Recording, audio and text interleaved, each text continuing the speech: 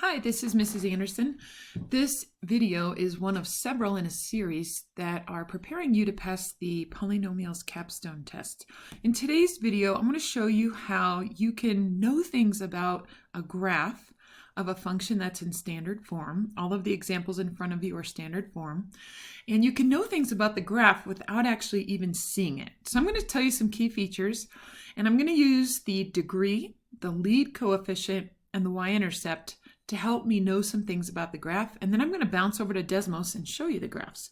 So here we go. What is the degree of a function? Well, the degree means, for example, the highest exponent. So in my first function, the highest exponent is a 2, and so that makes this a second degree. In the next function, my highest exponent is the power of 3, so that makes this a third degree. Hit pause and see if you can get the degree of the next two, and then hit play. The next one is a fourth degree, and the next one is a fifth degree. So, why is degree important? Well, the degree of a function tells us something about its end behavior. For example, when functions have odd degrees, then I know that their end behavior is either going to look like that, so it finishes in opposite directions, or it's going to look like that. Now, I'm not saying what's going on in the middle yet. I'm going to use Desmos to help me with that. But what we do know is that the end behavior finishes in the opposite directions for all odd degree functions. So that would be our third degree and our fifth degree. Now, what about the even functions? Well, the even functions are different. The even functions have end behavior that finishes in the same direction. So either up, and then again, something happens in the middle maybe, and then up. So it's rising on the left, rising on the right, or the end behavior is it's falling on the left, falling on the right, and there could be things going on in the middle. I'm not concerned about them today. But what I want you to know is that if you can determine the degree of the function, you can know the end behavior. So let's go through these little by little, and let's just think about some key features of each graph, and then we'll look at Desmos and see how we did. The first function is a second degree function, and the number on that x to the second power, that's called our lead coefficient. It happens to be negative. So here's what I know. A second degree function is an even function, which tells me that the end behavior finishes in the same direction, and I know that it's going to be down and down because the lead coefficient, that -1, because the lead coefficient is negative. So this particular graph, I know that it's going to fall on the left, fall on the right. One other key thing I know is that the constant, so the term that doesn't have an x on it, it's called your constant, that is going to represent your y-intercept. So here's what I know. I know the graph is going to fall on the left, fall on the right. I know somewhere at 0,12 it's going to touch. And then there's something going on in the middle. And I'm not going to worry about that today, and you don't need to either. What I'm going to do is bounce over to Desmos, and I'm going to show you this graph. Here it is. And you can see everything I just talked about. There is a y-intercept at 0,12. See that up there. I'll turn that one off.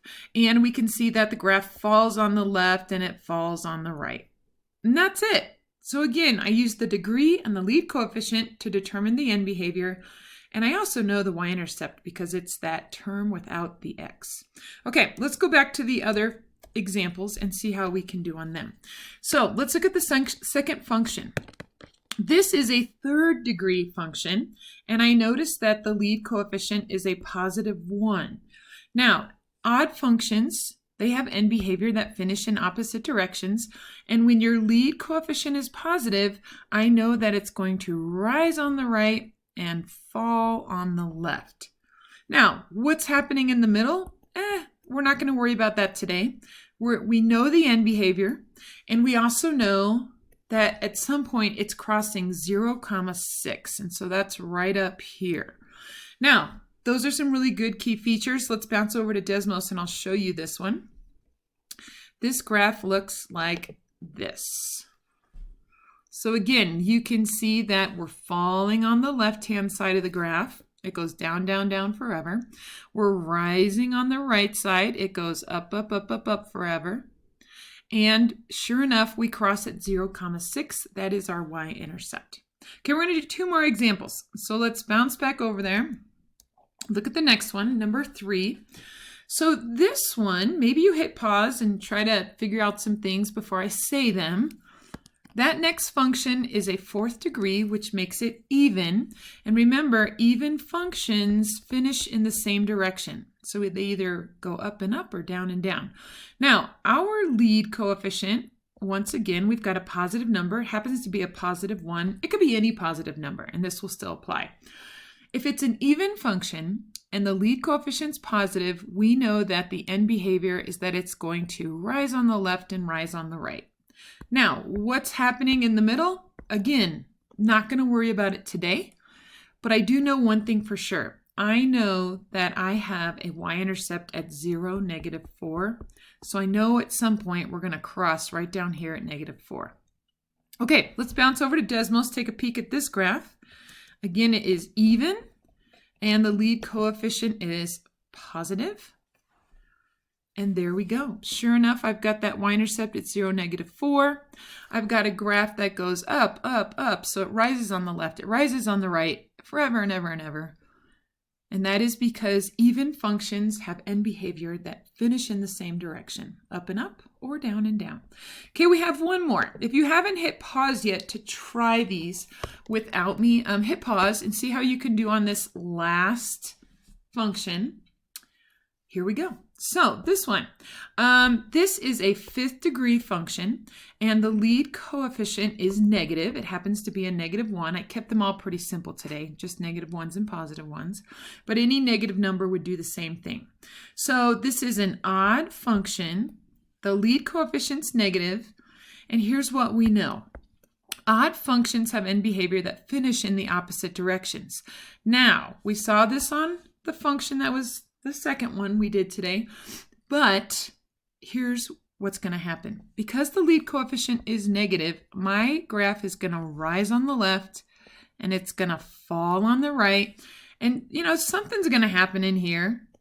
It doesn't matter. We'll take a peek at it with Desmos. If you ever wanted to know more about the details of the inside of this graph, all you'd have to do is make a little quick table, plug in some key numbers, maybe like -1, +1, -2, +2, and that'll give you some key points on the graph if you want to do it by hand. Remember, on the capstone, you can use the Desmos graphing calculator. So we're just going to bounce over there and see it.